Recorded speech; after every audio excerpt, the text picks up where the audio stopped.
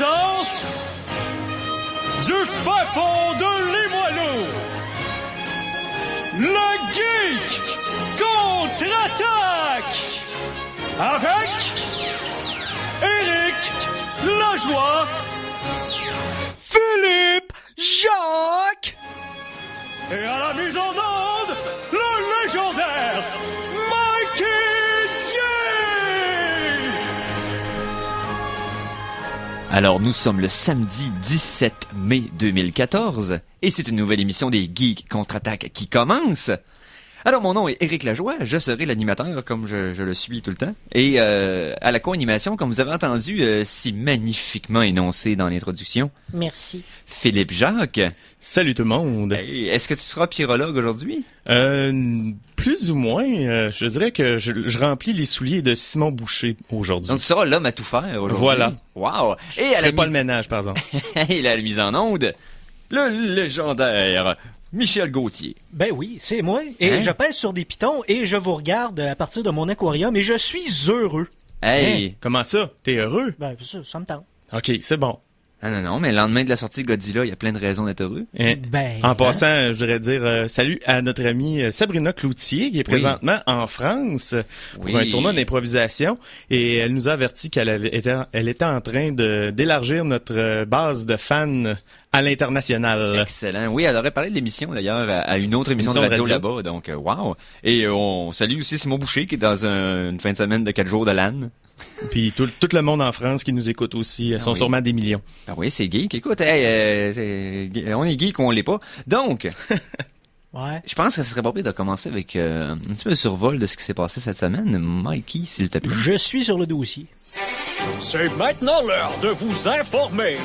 Voici les Geektualités avec Philippe Jacques.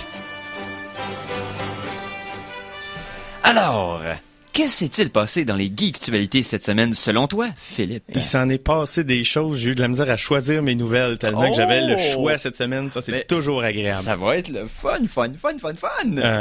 Peut-être pas tant que ça. On va commencer avec les mauvaises nouvelles. Ah, on commence avec les mauvaises nouvelles. Bon. Je commence avec un avis de décès, malheureusement. Oh. Oui. Il y avait eu Bob Hoskins dans les dernières semaines. Oui. Il y avait eu, cette semaine, il y a eu, tu connais Asher Giger.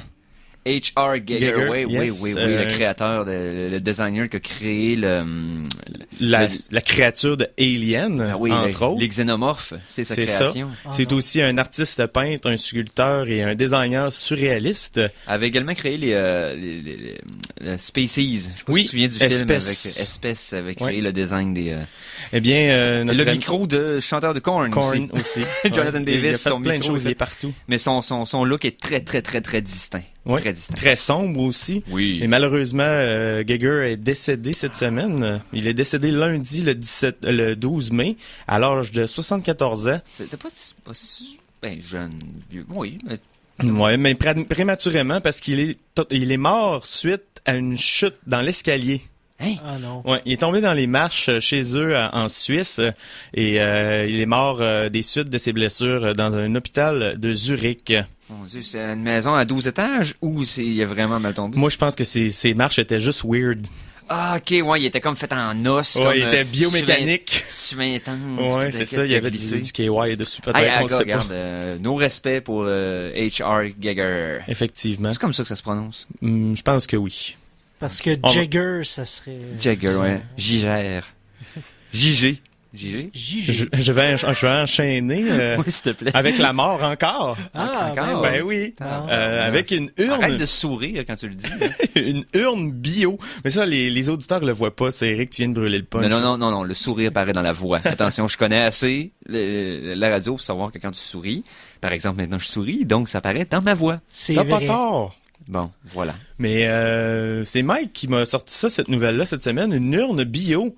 C'est un produit qui est sorti à Barcelone, en Espagne. Mm-hmm. Et c'est fait de matériaux biodégradables, donc de noix de coco, de tourbe et de cellulose. Et ce que ça fait, ça, c'est que quand vous êtes incinéré, vous prenez les cendres, on mélange ça dans cette urne spéciale-là, on met une graine d'arbre à votre choix ou au choix de votre famille. Et ensuite, on peut planter votre urne qui devient un arbre et ainsi vous contribuez au bien-être de notre... Histoire de la vie. Oh, que c'est beau. Ah non, mais honnêtement, c'est pas bête comme idée et je suis surpris qu'on y ait pensé maintenant. C'est ça. C'est tellement pas bête que moi, j'ai toujours voulu me faire enterrer. Puis là, je me suis comme rendu compte que non, ça menait à rien. Je pense que c'est une bonne idée. C'est une bonne idée. L'espace qui est gaspillé par les cimetières. Mais Ben en plus, oui, un arbre, c'est une belle représentation. Tu sais, mettons, ta famille va voir cet arbre-là, ben, ça te fait penser à la personne. Ben oui, c'est l'arbre à fil. C'est parfait. Voilà. C'est parfait. Non seulement c'est parfait, mais c'est un pensez-y bien. Je trouve ça vraiment cool comme façon de trépasser et de laisser un héritage, dans le fond, aussi modeste soit-il. Au moins, tu laisses quelque chose et c'est bien. Mais mettons que c'est un pommier, ben là, tu peux te réincarner sous forme de tarte, c'est malade. Oh mon Dieu. Ouais. Puis repousser autour, c'est comme... Oh, oui. C'est pas weird de manger une... ouais. Moi, je serais peut-être une taldone ou un arbuste. Un bonsaï! Je veux être un bonsaï! Bonne idée, Eric. Petit, mais awesome! Donc, on continue, s'il te plaît. On continue dans les technologies vertes. Oh! Avec une autre nouvelle que j'ai vu passer sur le wall à Mike, qui a été très productif cette semaine. Des routes solaires. Oui, j'ai lu l'article, c'est Julie et Scott Brusha du nord de la Californie qui ont eu cette idée-là, qui sont en campagne Indiegogo présentement pour leur invention, qui sont justement des panneaux solaires ultra résistants qui pourraient servir à repaver nos routes. Mais ça a deux utilités. Ça a plusieurs utilités. Mais deux en particulier. Oui. Ben c'est ça. C'est non seulement ça sert à redonner de l'énergie, de l'électricité, mais en plus l'énergie solaire peut servir à faire allumer des DEL qui sont incluses à l'intérieur, qui vont pouvoir servir à la circulation. Oui. Va charger des véhicules électriques éventuellement. Mais va fournir l'électricité comme n'importe quelle station solaire. Donc, il parlait dans l'article que si toutes les routes américaines étaient équipées de ce pavé-là, il n'y aurait plus jamais besoin d'autres sources d'électricité. C'est bien ça? Oui. Wow! C'est fantastique. Mais c'est non seulement fantastique, le futur. Mais c'est d'une évidence crasse. Je veux dire, si on s'enligne pas vers ça, c'est un mot. Tout autre geste est ridicule en comparaison. Je veux dire, si ça fonctionne, c'est prouvé. La plaque résiste à un camion de 2 tonnes. On s'entend, là. C'est résistant. Ouais, peut-être aux intempéries aussi. Ouais, c'est ça. Sauf que j'imagine que dans des conditions climatiques particulières, les tremblements de terre, glissement de terrain, tout ça, ça pourrait être beaucoup plus coûteux que de l'asphalte. C'est douteux. L'asphalte, à cause de la raréfication du pétrole, c'est de plus en plus cher à produire. Fait que ça pourrait. En plus, c'est rentable parce que tu peux faire payer l'électricité produite à un coût moindre, puis rentrer dans ton argent éventuellement. Tu repayes tout le système de route peut-être à l'intérieur d'une cinquantaine d'années à ce moment. T'as un nid de poule, tu remplaces le panneau et voilà, c'est fini. Oui, parce que c'est comme des panneaux hexagonaux là, qui s'imbriquent les uns dans les autres. Donc, t'en enlèves un, puis le courant passe quand même, et t'as pas besoin de tout défaire la route quand t'as besoin de juste refaire une simple partie. Puis en plus, pour le Québec, c'est pratique parce qu'il y a des éléments chauffants aussi. Fait que la glace et la neige ne s'accumulent pas sur ces panneaux-là. Oui, c'est vrai. C'est vrai, tu vas pouvoir tout enlever la neige sur l'accotement et il y a pas de déneigement à faire. Ça réduit les coûts de déneigement. Donc, c'est ça, tu rentres encore dans ton argent. Ils sont rendus à plus de 200 000 $ amassés sur leur objectif de 1 million. Ouais. Donc, allez voir ça sur Indiegogo. Je vais vous mettre le lien sur la page Facebook des Geeks. Oui. Il faut que ça marche, ça. Ça fait trop de sens. Ça me fatigue. J'ai l'impression que je verrai pas ça de mon vivant et que ça devrait déjà être en train d'être construit. La seule affaire qui va leur mettre des bâtons dans les roues, Eric, je pense, c'est malheureusement le lobby du pétrole. Oui, le lobby des compagnies de construction et tout ça. Et les autres formes d'énergie qui vont dire, là, on fera plus d'argent, nanana. Toutes des raisons logiques. C'est ça. C'est des compétiteurs voyant leur fin qui vont peut-être empêcher. Mais tu sais, il y en a plus de lanternes à l'huile. Là. Je veux dire, les ampoules ont gagné. Là. Un moment donné, ça va se faire, mais comprenez ça va ce que être je veux très dire, lent comme évolution. Là. Ouais, c'est ça. Mais mais ils vont commencer. Présentement, il y a des parkings qui sont en construction justement pour les voitures électriques. Là. Puis c'est en test. Mais à date, plus qu'ils font de tests, plus qu'ils se rendent compte que c'est pertinent. Donc, j'étais à Boston cette semaine. J'ai pris une photo fascinante parce que dans un stationnement souterrain où on était stationné, il y avait des espaces spécifiques pour les voitures compactes. Okay. Fait que c'est marqué Compact Car. Et j'ai vu parquer tout croche un Hummer dans un stationnement Compact Car. Mais l'ironie était savoureuse. Je mettrai la photo sur Geek Contre-Attaque. Je trouvais ça super drôle. Juste pour la joke. Ben oui, juste pour la joke. Autre chose? Oui, la compagnie japonaise Pocari Sweet veut être... la fameuse. Oui, va être la première. Justement, ils veulent changer ça et ils veulent devenir un peu plus connus. Donc, leur idée le plan de match, c'est d'être la première compagnie à annoncer sur la Lune. Comment on fait ça? Un hologramme, vont creuser avec un laser. Non, ils veulent envoyer... le projet s'appelle Lunar Dream Capsule. Okay. Ils veulent envoyer une canne de leur boisson en poudre sur la Lune, qui est un poids de 1 kg. Okay. Mais non seulement ils veulent envoyer leur canette, mais aussi ils veulent envoyer des rêves d'enfants sur la Lune. Et comment qu'ils vont faire ça, Eric? C'est tombé cute comme phrase! Ben oui, mais c'est ça. Ils veulent rattraper à quel point c'est horrible. Fait qu'ils disent, on va mettre des rêves d'enfants, le monde, ils réagiront pas. Et alors, ils vont graver des rêves d'enfants dessinés par des enfants, hein, ça donne bien, sur une plaque en titanium. Puis ils vont envoyer ça sur la Lune à bord de la fusée Falcon 9 de SpaceX. Et la mission est prévue pour octobre 2015. Ils vont les vider leur tank sur la Lune. Peut-être, on sait pas. Fait que s'ils trouvent de l'eau sur la Lune, ils vont pouvoir faire du jus, mais ça sert à rien! Faire parler d'eux autres. On passe du complètement utile et concret au ostentatoire et ridiculement inutile. J'ai adoré la façon que tu l'as phrasé. Ça me fait plaisir d'être toujours aussi pertinent. Quelle transition! On continue avec quoi déjà? J'ai une autre nouvelle qui est super intéressante, mais un peu plus scientifique. On continue, mais un peu plus pertinente. Oh. En Patagonie, en Argentine, tu sais que c'est un terreau fertile pour les paléontologues de ce monde. Ben, je le sais maintenant. Ah, je suis content de t'apprendre quelque chose. Ils ont trouvé un super dinosaure. Il y avait une cape ou? Non, super grand.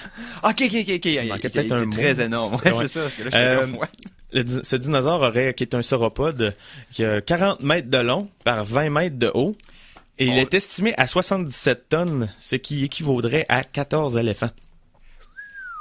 C'est de la pièce, ça? Oui. Et étant donné la taille des os découverts, il risquerait d'être le plus gros être vivant connu à avoir foulé le sol de notre planète. OK. Oh, on bat des records. On bat des records. Le record précédent était détenu par 2 autres sauropodes. Donc, c'est les dinosaures à long cou, comme les brachiosaures dans Jurassic Park. Là, pour ceux qui sont moins dino-fans comme moi. Brontosaures, etc. Voilà. Ceux qui allaient manger dans le haut des arbres géants de l'époque. C'est ça. Le record précédent était détenu par l'argentiosaure et le sauroposéidon, qui mesurait seulement 36 mètres de long. Ah! Mon Dieu. Avec des pinottes. Ouais. Hein? C'est... Le nouveau dinosaure, il y a pas encore de nom, mais je pense que Godzillasaure, ça serait pas pire. Ouais, moi je l'appellerais monsieur. Tu sais, je veux dire, à 40 mètres, là, je veux dire, t'es poli. Hein? Donc, hey, que pensez-vous d'une petite pause musicale? Ça serait parfait dans mon timing. Bon. La chanson de la semaine! Alors, cette semaine... tout d'abord, on parle de dinosaures, ça me tente quasiment d'en parler, mais non. On va y aller avec la musique de la semaine. Je vais y aller avec un groupe que j'affectionne particulièrement dans le réarrangement de musique de jeux vidéo, c'est-à-dire les One-Ups. Oui. De leur album Volume 2, on va écouter la pièce titre de Chrono Trigger, le thème principal. Donc on écoute ça, et elle est vraiment, mais vraiment jazzy, vous allez adorer. Et on vous revient tout de suite après.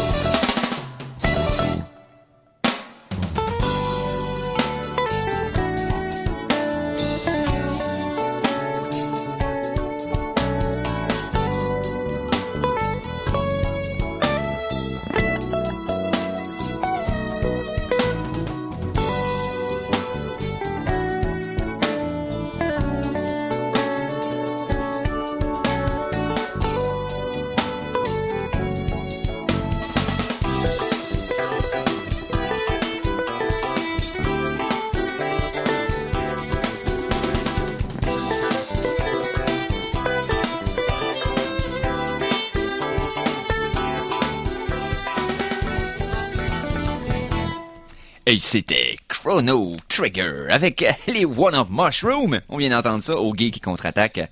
Et non, j'ai pas une swag très jazzy quand je parle. C'est pas grave. Quand j'essaye d'animer comme un gars qui sait pas comment, ou comme Duffman finalement. Je sonnais comme Duffman. Oh yeah, Duffman est content. Duffman anime à la radio de CKRL. Bon, sur ce. Ça va être beau. ça va être beau. Regarde, on parle de cinéma? Oui. On parle de cinéma. De grâce. Chronique Cinéma!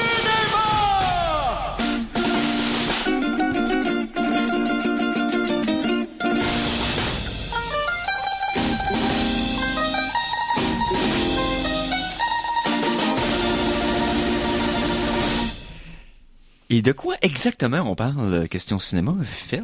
Tu voulais pas nous starter ça avec un petit, une petite annonce? Oui, parce que ce soir, moi, j'ai pas été voir Godzilla encore. Il est sorti hier. J'avais promis que j'allais le voir le plus tôt possible. Je m'excuse. Mais, par contre, je vais le voir au IMAX 3D ce soir, donc sur un écran de 100 pieds parce que Godzilla, j'ai besoin d'autres raisons. Et je vais le voir en version originale en plus. Donc, je vais pas avoir le cri de Godzilla traduit en français. Donc... Ou Bryan Cranston avec une mauvaise voix de traduction. Ouais. Celle d'Homer Simpson. Non, ça va être correct. Donc, Hubert Gagnon. C'est correct, c'est bon? Oui. Je peux-tu finir ma phrase? Bonjour Hubert Gagnon. Bonjour. Donc, je voulais faire écouter un extrait pour me mettre dans le mood et ceux qui vont décider d'aller voir Godzilla ce soir, pour se mettre dans le bain, mais en même temps pour les vues nostalgiques de ce monde. Souvenez-vous, c'est une question, c'est pas un impératif, là, est-ce que vous vous souvenez, comme ça je devrais le dire, du jeu de Nintendo Entertainment Systems de Godzilla qui s'appelait Godzilla Monster of Monsters? Si vous vous en rappelez pas, parce que moi j'adorais ce jeu-là, donc, s'il vous plaît, Maki, tu vas nous faire jouer l'intro de ce jeu. D'accord.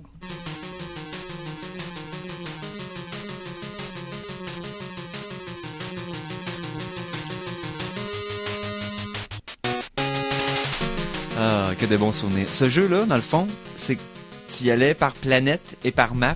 Il fallait que tu protèges la Terre et ensuite les autres planètes du système solaire. Tu te battais contre différents boss de Godzilla. C'est ce jeu-là de Godzilla que j'ai essayé de jouer puis je comprenais rien. Et c'était des hexagones dans le fond, puis fallait Ouais. que tu prennes les territoires et ensuite tu te prenais contre King Ghidorah, tu te prenais contre Mechagodzilla, etc. Ah, c'était écœurant. J'ai adoré ce jeu-là et moi je me sens prêt, là. Tu te sens prêt? Ouais, je me sens prêt. Donc, je vous parle de Godzilla aussitôt que la semaine prochaine. Donc, c'est sûr que ça va être une semaine après tout le monde, mais regarde, on s'en fout de tout le monde! Donc, voilà. Il faut que je le Sauf voie. de vous, chers auditeurs. Exactement. Et en plus, que les autres l'aient vu, c'est une chose, mais que moi, je l'ai vu, c'est différent. Oui. Parce qu'il va avoir le saut d'approbation ou non d'Éric Lajoie. C'est ce qu'on verra. D'habitude, Tu nous feras une belle critique. Là. Je vais dire comme vous me dites, d'habitude j'aime tout, puis je tripe sur Godzilla depuis que je suis en vie. Donc j'ai un feeling que ça devrait être relativement positif. Mais c'est pas toujours le cas, hein. Souviens-toi de 98. Bon, Roland Emmerich. Bon, je l'ai encore dit. Pas arrivé. Donc, y a-t-il d'autres choses, hein, les nouvelles de cinéma? J'espère que t'es prêt, Eric. Moi, j'ai tout le temps. Hein. Parce que c'est parti. Qu'est-ce qui est parti? C'est parti. La production de Star Wars épisode 7 au studio de Pinewood en Angleterre. Ouh, ça y est, c'est parti. Oui. Et non seulement c'est parti, mais on a eu des nouvelles aussi tu te souviens du pilote Wedge Antilles dans Star Wars? Pilote, pas l'émission pilote, le pilote. Non. Celui qui avait survécu aux 3 grosses batailles. Ouais, le bataille seul personnage de pilote qui a survécu la bataille de Yavin, la bataille de Hoth et la bataille de Dandar. d'Endor. La bataille d'Endor, effectivement. Dennis Lawson, l'acteur qui l'incarne, a eu des demandes du côté de J.J. Abrams et compagnie pour faire partie de Star Wars épisode 7. Wedge! Mais excite-toi pas trop, il a dit non. Hein? Oui, je te cite sa citation de ce qu'il a dit. Il dit... Es-tu vraiment occupé pour pas... Il dit, ils me l'ont demandé, mais ça m'aurait juste ennuyé. Non! Oh, c'est Dennis. C'est quel job il y a présentement qui paye plus que ce contrat-là? Il est encore acteur, mais je pense qu'il a tourné la page puis que ça l'intéresse plus. Wedge! Ah, tu savais que Dennis Lawson est l'oncle du nouveau Ben Kenobi? C'est l'oncle de Ewan McGregor. Oui, tout à fait. Ouais. Mais là, on peut avoir Porkins. Ah non, c'est vrai, on peut pas avoir Porkins. Non, toujours mort. Passons de Star Wars à Superman versus Batman, parce que cette semaine, on a eu une grosse photo de la première photo de Ben Affleck en Batman avec la nouvelle Batmobile à ses côtés. Et on peut dire que c'est définitivement Frank Miller qui a inspiré le nouveau costume. Et honnêtement, pour ceux qui avaient des doutes, ne doutez plus. Parce que c'est pas parce que c'était Ben Affleck que ça allait être un flop nécessairement. Oui, il a fait ses flops pendant une dizaine d'années. Oui, il a joué dans Pearl Harbor. Oui, on sait tout ça. Oui, il a touché de trop près Jennifer Lopez. Affleck! Effectivement. Mais, reste que, il s'est beaucoup amélioré. Il a beaucoup amélioré sa carte de route depuis, sa feuille de route depuis 7 ou 8 ans.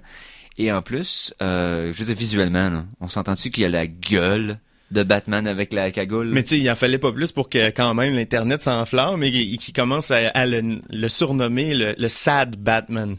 Ah, juste parce qu'il a l'air triste puis il y a pas de couleur. Puis... Ouais, mais reste que non, on va avoir de quoi qui est très proche de la BD. J'ai été agréablement surpris par la photo et la façon que le cadre, la cagoule est fait avec les oreilles, le logo, très minimaliste. C'est pas de différents pads, de choses par balle faites militaires par la version précédente. Non, le costume, je le trouve beau. C'est la Batmobile, par exemple, que je trouve. C'est comme un mélange. Que le top, on la voit pas complet. Ben moi, je l'ai vu sous un autre angle. Je vous enverrai la photo. Ça ressemble à un mélange du Tumbler, de la Batmobile de Burton et d'un Dune Buggy. Sais-tu quoi? Je trouve que c'est pas une mauvaise aspiration à avoir, parce que le Tumbler faisait pas partie des déceptions de la trilogie de Nolan. Pas du tout. Non, c'est quand tu vas le voir avec les roues de Dune Buggy. C'est vraiment louche. Ah ouais. Parce que les roues, on dirait qu'ils fitent pas sur la carlingue de l'engin. On verra la version finale. Ouais. J'étais un fan de la première version de Burton, principalement parce que j'y ai touché dans la vraie vie. Hein? Ouais, quand j'avais 12 ans. T'as touché à Tim Burton? Non, j'ai pas Non, c'est lui qui m'a touché. Non, j'ai touché à la Batmobile du premier film Batman. Elle avait été en exposition au Salon de l'Auto de Québec dans les années mi-90. Et un de mes oncles m'avait amené là et j'avais pu y toucher. J'ai une photo avec la Batmobile. Et mon frère, mais principalement la Batmobile. Ça y est, je te déteste. Donc, y a-t-il d'autres choses dans le cinéma où Oui, rapidement, j'ai eu beaucoup de nouvelles du côté de X-Men qui sont passées dans mon radar. Ouais, Days of Future Past, qui est pas encore sorti. On a déjà une confirmation du côté de Bryan Singer pour une suite en 2016. Ouais, X-Men Apocalypse. Effectivement. Et selon le principal intéressé, c'est pas mal certain qu'il va faire un recast des rôles de Jean Grey, Storm et Cyclops en plus jeune pour fitter avec l'histoire. Donc, c'est vraiment, on va enterrer, avec Days of Future Past, on va enterrer officiellement la première trilogie. C'est ce que j'ai cru comprendre dans ce que j'ai lu, là. Donc, on verra. Je pensais que le 3 l'avait déjà fait, mais... Un passage de flambeau. X-Men 3 avait pas mal... Il a pas existé. Il existe pas. Ah là là là. On a aussi une confirmation du recast de Gambit pour un projet de X-Men non précisé. Okay. En la personne de Channing Tatum. Qui a fait Magic Mike et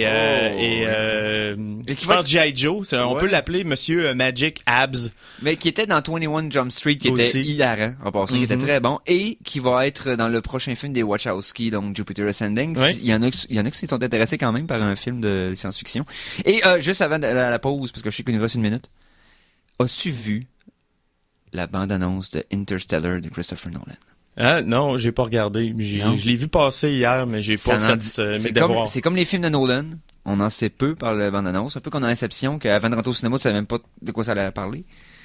Mais Interstellar, honnêtement, là, elle écoutait ça. Pour tous les fans de pure science-fiction.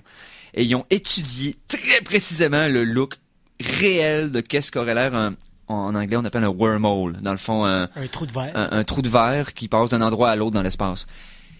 Les frissons te pognent ses bras parce que t'as l'impression que tu vas voir sur écran le premier voyant interstellaire de l'humanité. C'est big. Ça s'en vient, le monde est pas prêt, c'est en novembre. Allez voir la bande-annonce, c'est capoté. Voilà.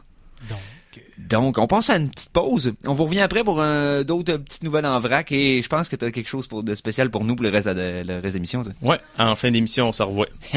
On se revoit tantôt. Ici Charles Tisser. Vous écoutez CKRL 89,1, la radio des découvertes.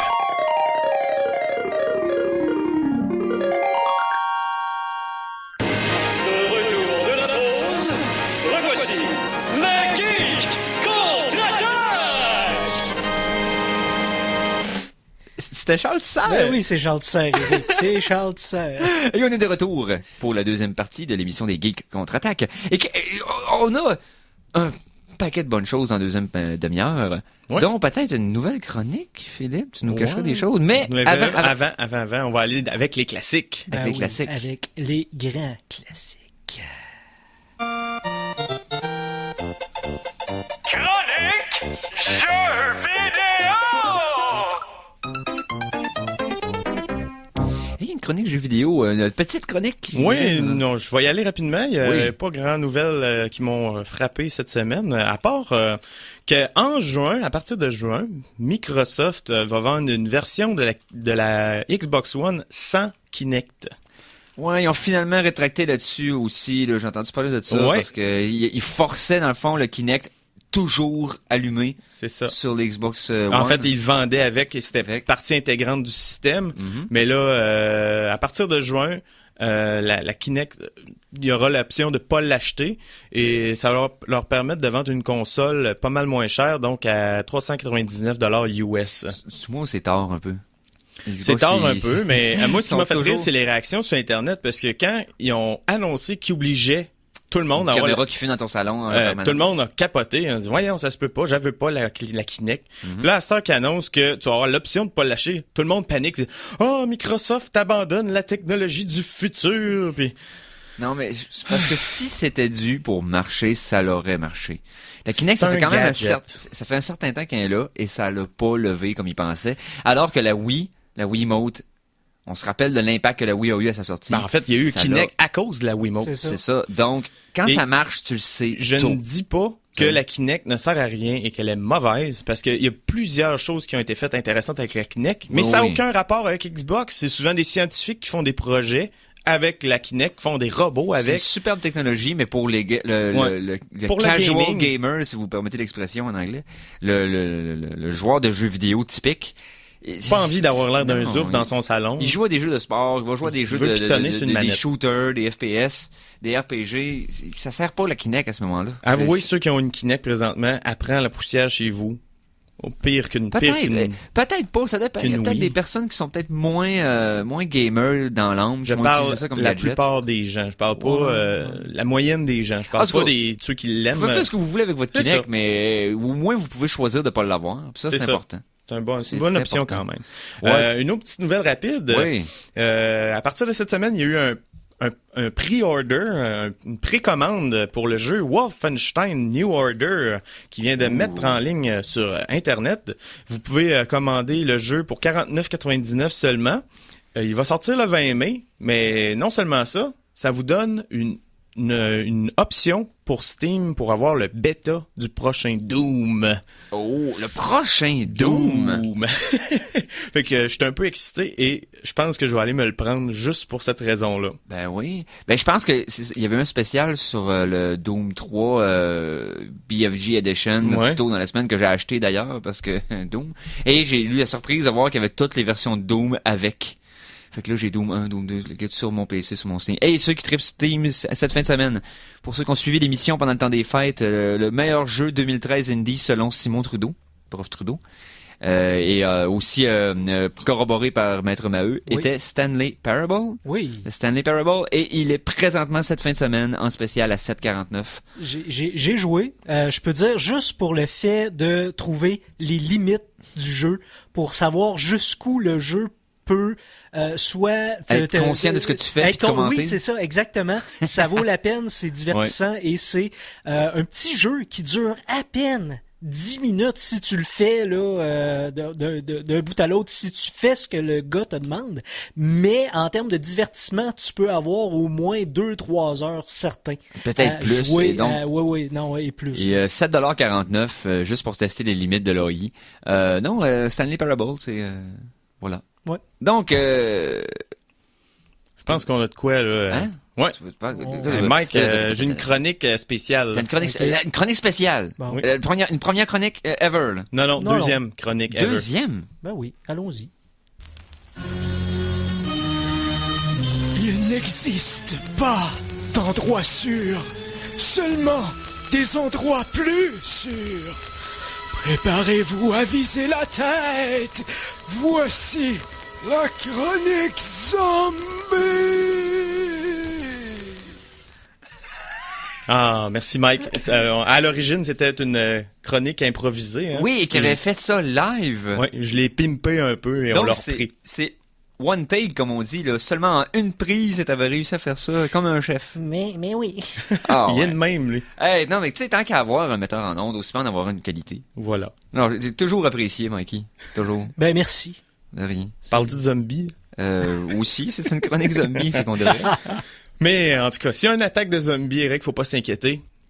Non, je cours pas vite, je vais te donner Car le premier. l'armée américaine, de toute façon, a déjà un plan. Quoi? L'armée américaine a un plan contre l'invasion de zombies. Pour vrai, là. Oui, Ils se il y a sont même assis, un nom. ils se sont assis, ils ont pas ri. Puis ils ont fait un plan contre une invasion de zombies. Ils ont sûrement ri un peu. Ils ont dit C'est quoi qu'on allait notre... le faire. Ok, regarde. C'est quoi notre plan au Québec pour une invasion de zombies? L'hiver! Ils vont râler, ils vont rester là, c'est Mais funny. ils vont défroster au printemps puis ils vont nous réattaquer. Ça marche pas ton affaire. Non, parce qu'ils vont être pleins d'humidité. Ils vont tous être détruits. Je suis pas d'accord. Mais aux C'est États-Unis. c'est déjà défaite un zombie, fait quand? Ça Quel- marche pas ton affaire. Le plan a déjà un plan, il s'appelle le CONOP 888811 Counter Zombie Dominance.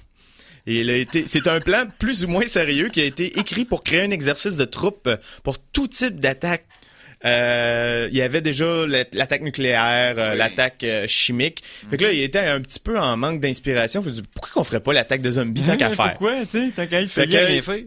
Ils ont pris l'argent des contribuables américains et Oui. ils ont fait ce plan-là, Ok. qui est extrêmement détaillé en 32 pages et qui prévoit des mesures contre les zombies pathogènes, les zombies irradiés, les zombies armés, les zombies de l'espace et même les zombies magiques de l'enfer.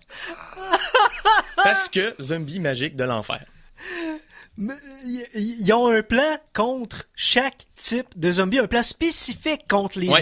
les zombies magiques de l'enfer. Oui, c'est un PDF et je vais vous faire parvenir ces genres de choses magiques. Ça existe pas, des zombies magiques de l'enfer. Il y a pas un geek, il y a pas un jeu que dans ce jeu-là, tu te prends contre des zombies. Mais ils ont inventé ça. Ils Ben, se sont trouvés dans- des sortes. Je veux pas être plate, mais si tu check Doom puis Doom 2, même Doom 3, c'est un peu des zombies magiques de C'est quoi, l'enfer. le- Ils sont bon, pas euh, magiques, mais ils sont de Ils l'enfer. vont avoir un plan contre les zombies, qui c'est des bouteilles de 7-Up qui ont ressuscité puis qui ont... Peut-être. des Lis le chiens PDF. zombies, puis des mille pattes, puis des chaises qui parlent. C'est n'importe quoi. Oui, mais c'est le fun. Dans chaque Calme-toi, Eric. dans chaque situation, il y a juste un point à amener sur le PDF, viser la tête. Et Ouais, c'est probablement, sûr. c'est probablement ça. Ben oui, tout à fait. En plus, il l'a dit dans son intro. Ben oui, tout à fait. Donc, ils ont fait vraiment un PDF sérieux, Ouais. là, puis des zombies magiques de l'enfer. Comment ils appellent ça en anglais, là, pour faire ça propre, là? Hein? Ah, des zombies magiques de l'enfer en anglais. Ouais. Magic Zombies. Magical Zombies from Hell. Ouais. Non, Evil. Je Evil. l'ai comme librement traduit Ok. à ma sauce. Là. Parce que- Magical Evil Zombie. C'est ça. Parce qu'un zombie naturel ordinaire, c'est pas maléfique. Non, c'est Non, ça. non, Mais c'est non, ça. il cherche à se nourrir. C'est Parce comme que- si tu dirais qu'un requin, c'est evil. C'est pas evil. Ça cherche à se nourrir. C'est pas pareil. Ouais. Mais c'est parce qu'un zombie, tu sais, c'est des fois pas naturel, mais c'est parce que c'est pire quand ils sont magiques, j'imagine. Hey, j'ai deux autres nouvelles touchant l'occulte. Oui, Si ça vous intéresse. Ben, oui, s'il vous plaît.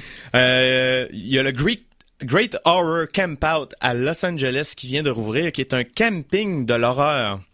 Et pour 231 $, vous pourrez être harcelé de 20h à 8h du matin par des comédiens qui sont déguisés en tueurs, zombies, monstres et autres créatures. Puis qui vont vous faire dans votre sleeping bag pendant que vous essayez de dormir des... Ça, toute la nuit. au pire, vous enlevez, vous kidnappez, vous ligotez, vous torturez mentalement, vous mettez dans une cave remplie de cadavres en mousse. Et pour avec 0 ben du sang. tu peux amener ton sleeping bag dans le vieux Saint-Roch, dormir la nuit et te faire achaler par plein de monde. Oui, bizarre mais ça va aussi. être vrai, là, c'est des acteurs. C'est moins risqué, mais le camping est quand même ouais, divisé en 5 zones que vous pouvez choisir. De jaune, que je pourrais qualifier de zone de moumoune, où ce qu'on se fait pas déranger. À rouge. Donc, ça donne rien. 231$ pour aller dormir dehors, Ben, ailleurs. juste pour entendre les autres crier puis avoir peur, peut-être, je sais pas, être là. Mais ça, c'est la zone moumoune, écoute. Puis là, t'as la zone rouge qui est, j'appellerais ça la zone enfer tout inclus. Ah, oh. Donc là, t'as le tout garni, là. Il peut t'arriver n'importe quoi. Mais il y a un mot de passe pour arrêter. Un peu comme les bondages. Ouais, ils ont un safe word. Ouais, un safe word. Et le safe word, et c'est « Je veux ma maman ». Ah, t'es obligé de dire ça. Non, c'est my mommy. humiliant. Oui. Oui, puis une petite dernière. Petite dernière, tant qu'à être là, oui. T'as-tu 80 millions? Est-ce que j'ai 4... T'as fait... c'est pas- Check dans ton petit change. Je regarde mon portefeuille, ça. J'ai-tu 80 millions? Un peu. C'est long. Tu l'as pas. Donc... J'ai un 5. J'ai ma carte de... Non, j'ai pas... Non, c'était long. Mais si tu l'aurais eu, t'aurais pu acheter le château de Bran en Roumanie, qui a eu l'illustre nomination pour avoir inspiré Bram Stoker pour la description du château de Dracula dans son roman. Fait que le château de Dracula, entre guillemets, est à vendre. Oui. Et Pour seulement 80 millions. seulement 80 millions. Il a été renippé par la famille qui le possède présentement. Il y a même un petit musée consacré à Dracula et à l'histoire du château d'inclus. Et il y a des plans pour un petit hôtel pour que les visiteurs puissent dormir sur place, parce qu'il y a quand même 560 000 visiteurs par an qui passent par là. Puis y a-tu un forfait à en faire tout inclus? C'est qu'il y a des comédiens qui viennent t'achaler dans ton sleeping bag. Ça serait pas pire. Ça me prend, si je l'achète, ça me prend le chick pit, avec les chicks incluses. Ouais, ça serait pas ok, pire, ouais. Avec des petites madames dans des cages. Puis... Et c'est quand même raisonnable pour 80 millions pour un château qui date de 1211. Oui, tout à Bien. fait. Ben oui, tout à fait. Donc, château à vendre. Ouais. Château Vous de êtes avertis, Dracula à vendre. les Ah oui. geeks. Tabarnouche. Bon, est-ce que ça m'a fait un chronique zombie? Oui. Donc, Ben, je pense que ce serait le temps de... Ah! ouais. Oui, on aurait peut-être... Ce serait le temps, techniquement, de faire une chronique musicale. Mais je pense que faut introduire le pourquoi de la chronique musicale. Oui, comme vous le savez, il y a une nouvelle saison de la série mythique Les Cités d'Or. Ouais. Et je l'ai écouté au complet et on va vous faire une chronique de critique de la nouvelle série Les Cités d'Or. Mais avant, on va écouter la chanson de la semaine qui est le thème original des Mystérieuses Cités d'Or par Shuki Levy et M. Saban en 82. Yes. Et ça va être suivi par le thème de la nouvelle série? Je vais le mettre dans... Ah, ok, pendant la parfait. critique. Donc, on va écouter le thème des Cités d'Or. Je pense que c'est une tune que vous connaissez vaguement. Donc, on met ça et on vous revient tout de suite après. Et on vous met ça là.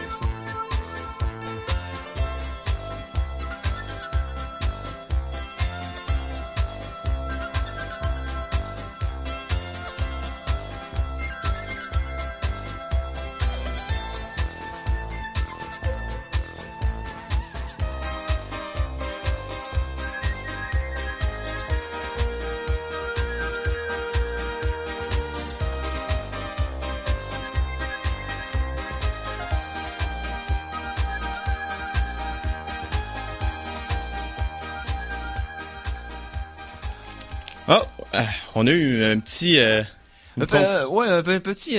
c'est une chanson C'est des une Cités d'Or. chanson des Cités d'Or, mais Ouais. ça s'appelle Heureux Esteban. Oh. Et ça c'était censé me servir d'intro pour ma chronique. Ben, c'est l'intro, regarde. On est Ben, voilà. parti. On est Mais c'est à parti. cause que je voulais faire une petite intro comme la série. Oui. Ben, ça, c'est la chanson qui servait pour faire le résumé des épisodes. Oui, c'est vrai, c'est que dans l'épisode précédent. nanana. C'est ça. Ben là, on peut pas ne pas le faire là. Ben non, tu c'est l'as ça. calé. Là. Ben oui, c'est ça. Alors, en bonne et due forme. Reprise. Maintenant reprise avec l'intro. Alors voilà, c'est parti. Lorsque nous les avons quittés il y a plus de 30 ans, Esteban, Tao, Zia et leurs amis Mendoza, Sancho et Pedro étaient sur les traces des mystérieuses cités d'or enfouies dans la jungle du Pérou. Après avoir combattu les Olmecs, l'adversité et moultes ennemis, nos héros sont enfin parvenus à leur but, mais aussi ils y ont beaucoup perdu au final. C'est donc après toutes ces aventures qu'ils rentrent à Barcelone à bord du Grand Condor et qu'une toute nouvelle aventure débute. Donc ça, dans le fond, c'est la prémisse de la toute nouvelle saison des Cédars Oui. qui a été diffusée l'an dernier, c'est ça? Oui, je l'ai pogné sur Télé-Québec. Ça a été diffusé pendant l'hiver, pendant les fêtes. J'ai aussi l'extrait, Mike, de la nouvelle série. Là, vous vous souvenez du thème des Cités d'or, on était supposé de l'entendre, mais reste qu'on s'en souvient tout par cœur. Ouais, fait que je vais mettre le nouveau. Tao, les Cités Ouais, d'or. je vais mettre un extrait du nouveau. Donc c'est le deuxième sur l'iPod. Oui. Parfait. Bon, on entend le thème de la nouvelle série des Cités d'or maintenant.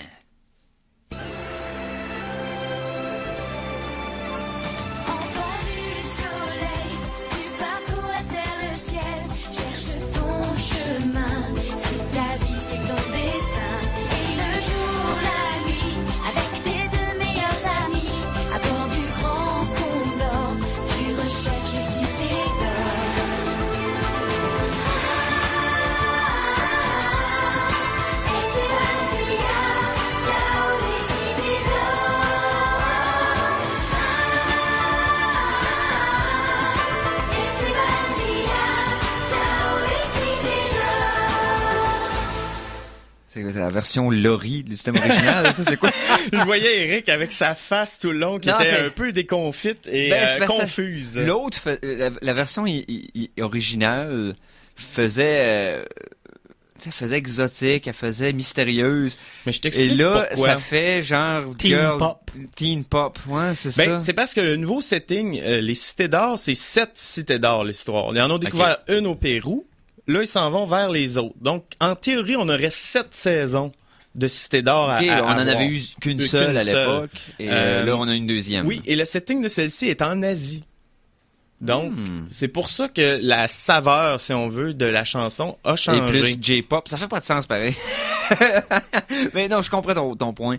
Puis Mais j'imagine que c'est plus anyway, moderne, de toute puis façon- ça prenait une fille cute tout chanter. Je sais pas. Ben, ça explique un peu, ça commence bien ma critique, parce que, oui, Ouais, c'est ça. Fais-nous un C'est- genre d'overview de la chose. De la chose, de la saison entière, de la deuxième saison des Cités d'or. Un survol. Mais c'est ça, c'est que la base est quand même pareille, c'est le même personnage, le graphisme est semblable, ça a été fait par la compagnie Blue Spirit Animation qui a fait une superbe job là-dessus. On n'est pas perdu visuellement, nos repères visuels sont bons. Mais tous les autres repères, les personnages, la musique, qui Les était un personnage en soi dans Oui, les Cités d'or. Les documentaires. Les documentaires, je reviens tantôt. OK. OK. Mais tous nos autres repères sont complètement soit faussés, soit complètement différents. OK. Donc, ça fait une série qui est le fun à regarder du point de vue du nouveau, mais côté nostalgique, là, ça fait mal. C'est comme, mettons, tu perds un chandail que t'appréciais, tu rachètes le même neuf, c'est le même chandail, mais tu files bizarre dedans. C'est ça. Et ça. ça prend comme un certain nombre de temps avec que tu t'habitues puis que tu reviennes correct. Parce que c'est pas comme l'ancien. Un des éléments qui m'a tanné le plus, je te dirais, c'est la Ouais. musique qui était vraiment forte dans l'autre série. Là, on est vraiment plus dans le même gabarit, je te Ok, c'est dirais. plus de musique de fond. là, Mais c'est plus la chanson. saison avance, plus que les cues traditionnels reviennent, comme si se serait fait dire, ben là, Ouais. il manque de quoi, là. Ouais, ça fait- que tranquillement, Ouais. c'était moins pire, mais plus qu'on s'enfonce dans la saison, plus aussi les épisodes deviennent bizarres, un peu lourds. Il y a des intrigues qui fonctionnent pas. OK. La trame narrative est devenue super simplifiée. OK. OK. Ce que j'aimais des anciennes Cités d'or, c'est que la série te prenait pas pour un idiot. Non, pas du tout. Puis il y avait non ça seulement un arc singulier à chaque épisode, C'est ça. mais il y avait un grand arc d'histoire par chapitre à l'intérieur de la saison, mais un grand arc du début jusqu'à la fin aussi. Il y avait comme 3 niveaux à ce moment-là. Là, on Ça a tout permettait de- simplifié. C'est comme le côté scientifique est vraiment rendu science-fiction. OK. Puis on prend vraiment... C'est comme si on prendrait Star Trek puis on le transformait en Star Wars un peu. Qu'est-ce qui est arrivé dans la vraie vie? Ouais, c'est ça. Mais ça marche pas tout le temps. OK. Les personnages... il y a des conflits entre les personnages d'Esteban et de Tao, qui étaient les meilleurs amis du monde. Et là, d'un coup, ils commencent à se battre pour Zia, puis puis en plus, on apprend que les ancêtres d'Esteban étaient des Atlantes.